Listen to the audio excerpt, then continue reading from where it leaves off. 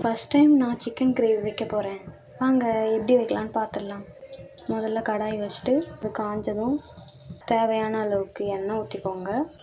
எண்ணெய் காஞ்சதும் பட்டை, லவங்கம், 2 ஏலக்காய், பெருஞ்சீரகம் போட்டுக்கோங்க.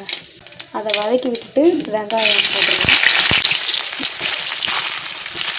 இப்போ வதக்கலாம். இது கூடவே நம்ம பச்சை மிளகாயும் போட்டுடலாம். வெங்காயம் அந்த மாதிரி கலர் சேஞ்ச் ஆனதும் இஞ்சி பூண்டு பேஸ்ட் போட போகிறோம். இஞ்சி பூண்டு பேஸ்ட் போட்டு நல்லா வதக்கணும்.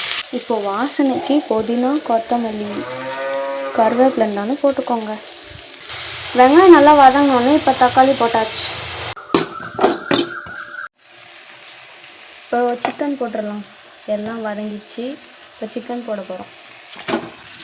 இப்போ கொஞ்சம் உப்பு போட்டுக்கலாம். அப்போ தான் வதங்குறப்பவே சிக்கனுக்குள்ளெல்லாம் நல்லா போய் மஞ்சத்தூள் பச்சை வாசனை போகிற அளவுக்கு நல்லா வதக்கலாம். ஃபஸ்ட்டு நல்லா கிரேவியாக கிடைக்கிறதுக்கு ஒரு டிப்ஸ் சொல்கிறேன், நல்லா பார்த்துக்கோங்க.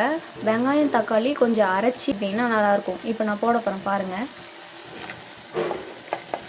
நான் தக்காளி அதிகமாக போட்டதுனால வெங்காயம் அதிகமாக போட்டிருக்கேன். கிரேவி நல்லா சூப்பராக திக்காக வரும். இப்போ மசாலாலாம் போட போகிறோம். மிளகாத்தூள் போட போகிறேன்.